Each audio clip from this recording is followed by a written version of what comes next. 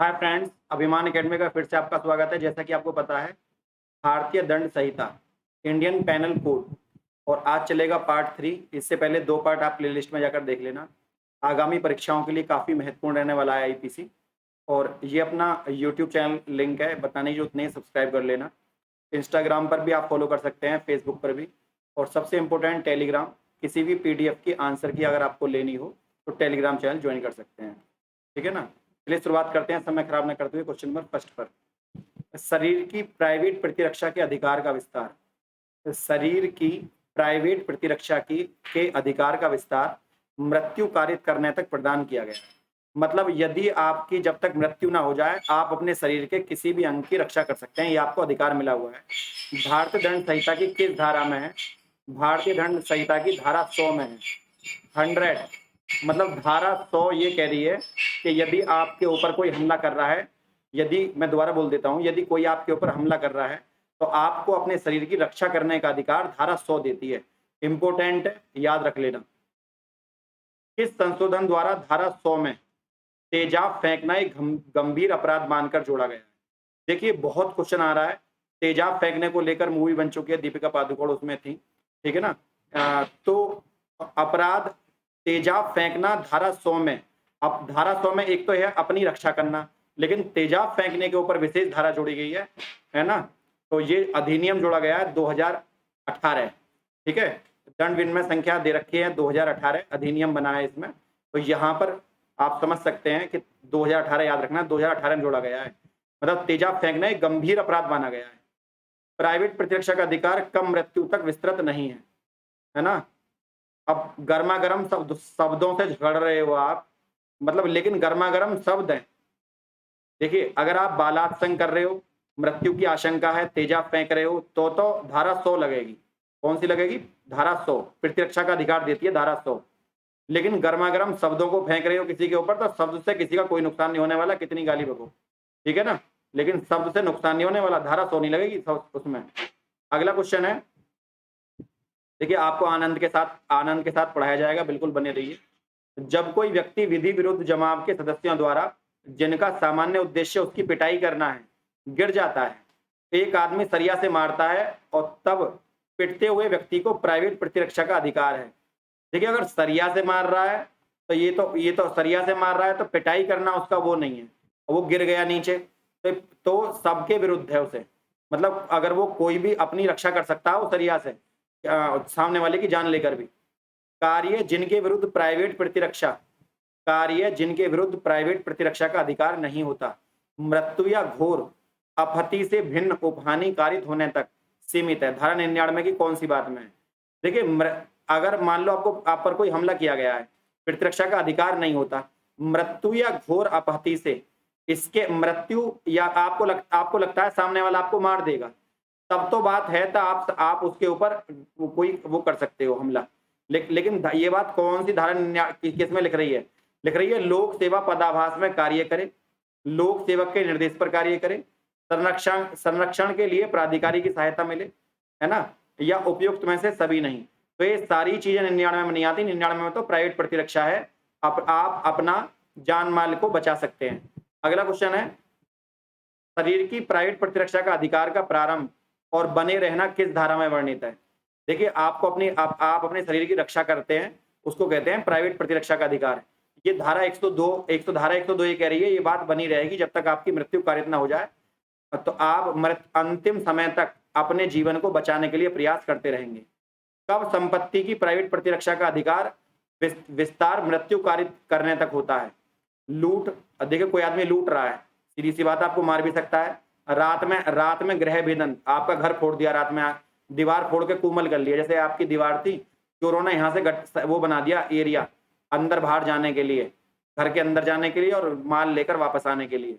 अग्नि द्वारा रिष्ट जो निर्माण तंबू या जलियान में हो, है ना, किसी ने आग दे दी तंबू में या जहाज में, इन सभी में ही संपत्ति, आप अपनी संपत्ति को बचाने का पूरा अधिकार रखते हैं और सामने वाले को दंडित करने का। अगला क्वेश्चन है, धारा 103 भारतीय दंड संहिता में संशोधन के उपरांत 5 खंड उत्तर प्रदेश हेतु जोड़ा गया, उसमें क्या है? देखिए, उत्तर प्रदेश में जोड़ा गया है, अग्नि और किसी विस्फोटक पदार्थ द्वारा किसी रिष्टि जो सरकारी संपत्ति, रेल संपत्ति, मोटरयान अधिनियम से संबंधित संपत्ति है। तो ये सब जोड़ी गई हैं इसमें।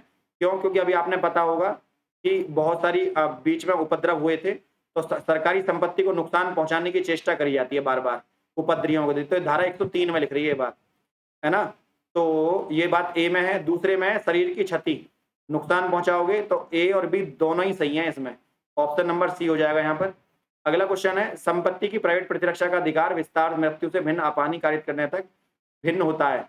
कौन सी धारा में? आप संपत्ति की रक्षा कर रहे हो अपनी की, और आपको मृत्यु का भी भय है अपने का। आदमी संपत्ति तो लूट ही रहा है और चाकू हाथ में ले रखा है, तो धारा 104 आपको बचा लेगा। यदि कोई मैटर आपने क्राइम कर दिया है चोर के खिलाफ, तब भी धारा 104 आपको सुरक्षा प्रदान करता है। धारा 104 भारतीय दंड संहिता में चोरी के विरुद्ध प्राइवेट प्रतिरक्षा। कोई आदमी चोरी कर रहा है और हो सकता आप चोर को रोकोगे तो वो आपके ऊपर हमला करेगा, तो आप अपनी प्राइवेट प्रतिरक्षा करोगे, शरीर की रक्षा करोगे। कब तक बना रहता है? अपराधी की संपत्ति सुरक्षित पहुंच से बाहर हो जाने तक। आपके घर से कोई बोरी खींचकर बाहर ले गया सोने की। लोक अधिकारी की सहायता अभी प्राप्त होने तक, जब तक कोई सरकारी सेवा ना आ जाए। अपनी संपत्ति प्राप्त कर लेने तक, जब तक आपकी संपत्ति आपको वापस ना मिल जाए। तो सारी सही है। यहाँ पर डी ऑप्शन हो जाएगा, सभी बात सही है। अगला क्वेश्चन है, कै पर एक भीड़ द्वारा हत्या के आशय से प्रयास किया जाता है। उस भीड़ में नन्हे नन्हे निर्दोष बच्चे हैं। कै बिना गोली चलाए अपने को बचा नहीं सकता। गोली चलाने पर बच्चों की जान जाएगी। कै भीड़ पर गोली चलाता है और बच्चे मर जाते हैं। तो कै का कार्य धारा 106 में क्या है ना? तो धारा 106 में क्या है? धारा 100 है। मतलब धारा 100 है, इसका मतलब है आपने अपने आप को बचाने के लिए गोली चलाई है। ठीक है। नेक्स्ट पॉइंट है, घातक हमले के विरुद्ध प्राइवेट प्रतिरक्षा का अधिकार निर्दोष व्यक्ति को अपहानि होने तक जोखिम उठाना आवश्यक है। ये बात कौन सी? देखिए, अगर आप निर्दोष व्यक्ति को अपहानि पहुंचाए बिना आप जोखिम उठा रहे हैं, आप चाह रहे हैं कि अपनी शरीर की सुरक्षा, घातक हमला होने वाला है आपके ऊपर और सामने कोई निर्दोष व्यक्ति खड़ा है, आप उसको हानि नहीं पहुंचाना चाहते, लेकिन फिर भी क्या हो गया, आप जोखिम उठाना चाहते हैं अपनी रक्षा करने के लिए। धारा 106 में आपकी रक्षा करेगी, क्योंकि वहां नुकसान सीधा सीधा आपको पहुंच रहा है। जब आप अपने आप को बचाओगे तो किसी को नुकसान पहुंचता है तो कोई परेशानी नहीं है। धारा 107 किस बात का दुष्प्रेरण है? देखिए, धारा 107 में किसी व्यक्ति को उकसाना कि जाकर उसमें गोली मार दे। कार्य लोभ द्वारा सहायता करना, ये पेड़ के पीछे खड़े होकर आइडिया देना कि ये चोरी कर ले या ये कर ले, अपहरण कर ले, जैसे मामा शकुनी। उसी बात को करने का षड्यंत्र बनाना, है ना? तो कोई भी क्राइम करने का षड्यंत्र बनाना धारा 107 में आता है, 107। मतलब चोरी करने वाले से ज्यादा चोरी कराने वाले को यहाँ पर जेल होगी। अगला क्वेश्चन है, एक लोक ऑफिसर न्यायालय के वारंट य को पकड़े जाता है और ख मिलता है। बताया कि ग और य को पकड़वा देते हैं। ख ने कौन सा अपराध किया है? दुष्प्रेरण का अपराध किया है। क्योंकि क्या किया?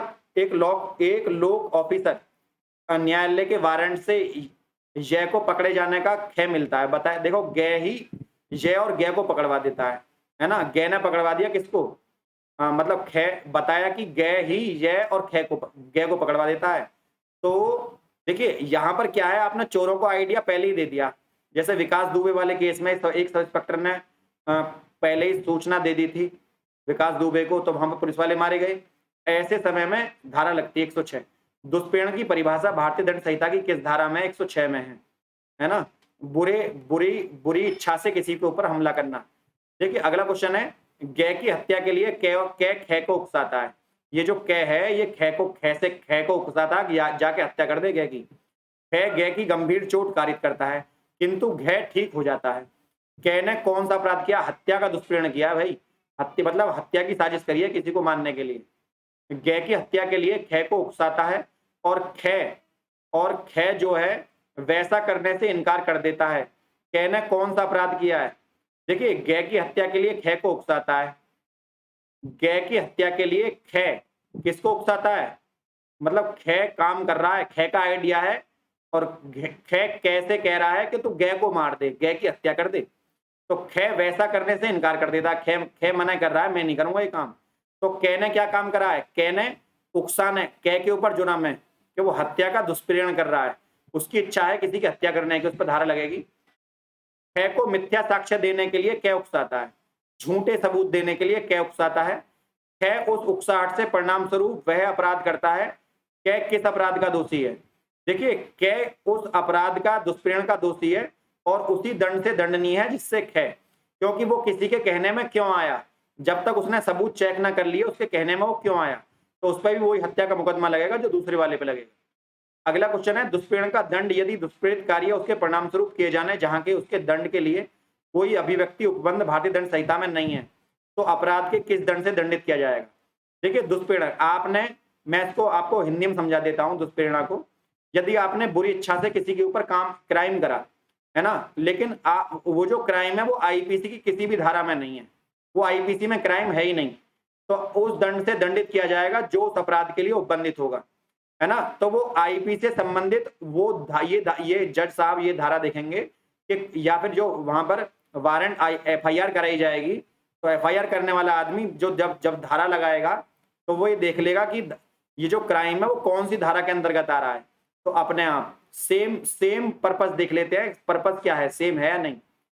ख को मिथ्या साक्ष्य झूठे सबूत देने में क उकसाता है, ख उस उकसाहट के परिणाम स्वरूप वह अपना करता है, तो क उसी, देखिए अपन करता है मतलब ये है, मतलब देखिए ए ने बी से कहा कि ये क्राइम कर दे, है ना, और मैं तुझे सबूत ला के दूंगा। इसके सबूतों के चक्कर में बी ने सी को मार दिया, मान लीजिए बी ने क्राइम कर दिया, तो बी भी उसी हत्या का दोषी है तो ए भी उसी हत्या का दोषी है जिस हत्या का बी है। बी और ए बराबर हत्या के दोषी हैं, ठीक है, तो आंसर इसका हो जाएगा पहला। अगला क्वेश्चन है, आपराधिक षड्यंत्र भारतीय दंड संहिता की किस धारा में है? देखिए, आपराधिक षड्यंत्र अगर आप कर रहे हो धारा 120 के क में आएगी, धारा 120 के क में। अगला क्वेश्चन है, आपराधिक षड्यंत्र के आवश्यक तत्व कौन से नहीं है? आपराधिक षड्यंत्र के आवश्यक तत्व कौन से नहीं है? कार्य ना किया गया हो, मान लो अवैध कार्य कर रहे हो तो जेल जाओगे, अवैध साधन जुटा रहे हो जेल जाओगे, कार्य कर दिया आपने, क्राइम कर दिया तो जेल जाओगे। आपराधिक षड्यंत्र के लिए आवश्यक तत्व है कि आपने गलत काम, अगर आपने गलत काम नहीं किया है तो आपको जेल नहीं होगी, डी ऑप्शन हो जाएगा यहाँ पर, ठीक है ना।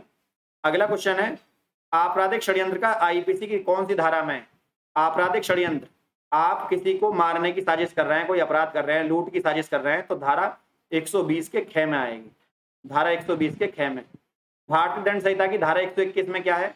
धारा 121 बड़ी इंपोर्टेंट है, क्योंकि एशिया का सबसे नंबर 1 पे भ्रष्ट देश है भारत, इस समय रैंकिंग बताती है। भारत सरकार के विरुद्ध भ्रष्टाचार करना, ये बात आ रही है धारा 121 में, भारत सरकार के विरुद्ध भ्रष्टाचार, कोई सरकारी अधिकारी पकड़ा जाता है तो इसी धारा 121 लगती है।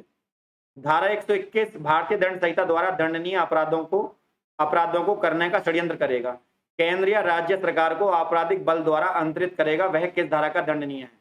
देखिए, 121 के क में जाएगा, क्योंकि षड्यंत्र कराया उसने, दंडनीय अपराधों को करने का षड्यंत्र करेगा, तो षड्यंत्र करेगा तो धारा 121 में जाएगा। मैंने आपको अभी भी आपको बताया, सरकारी आदमी क्राइम करे, अभिजात्य को संश्रय देना भारतीय दंड संहिता की धारा में दंडनीय है 121 में, क्योंकि आप षड्यंत्र जब भी षड्यंत्र करोगे धारा 121 आएगी।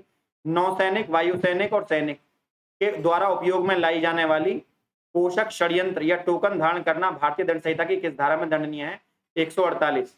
मान लीजिए कोई चीज सैनिकों को मिला है, कोई टोकन, या जैसे कि उसका, मान लीजिए उसका आई कार्ड है, आपने किसी आर्मी वाले का आई कार्ड लेकर और उसका कहीं यूज कर लिया आपने, तो धारा 148 लगेगी, आपको जेल होगी, क्योंकि आपने सरकारी आदमी का, लोक सेवक का आपने यूज किया है। धारा 141 भारतीय दंड संहिता की विधि विरुद्ध जवाब। देखिए, विधि आईपीसी की धारा 141 जब लगती है जब 3 से ज्यादा आदमी इकट्ठे हो जाए, है ना। अगला क्वेश्चन है, धारा 29, क्या कोई जमाव जो इकट्ठा होते समय विधि विरुद्ध नहीं था बाद में विधि विरुद्ध हो सकता है? क्या कोई जमाव जो इकट्ठा होते समय विधि विरुद्ध नहीं था बाद में, हाँ हो सकता है। क्यों हो सकता है?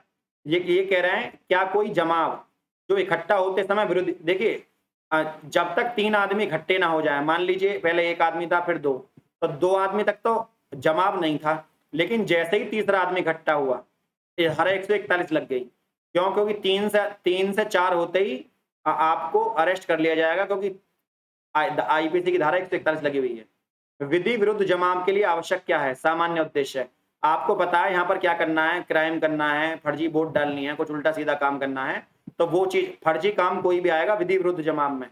देखिए, जब भी कहीं दंगे हो जाएं, कुछ ऐसे संवेदनशील समय आते हैं कभी कभी देश में, जब आपसे मना किया जाता है कि यहाँ पर इतने सारे लोग मत खड़े हो, और उस समय जब 3 से ज़्यादा लोग इकट्ठे होते हैं तो आपको कौन पकड़ लेगी? 3 से 4 होते ही आपको पुलिस पकड़ लेगी, तो ये गलत है।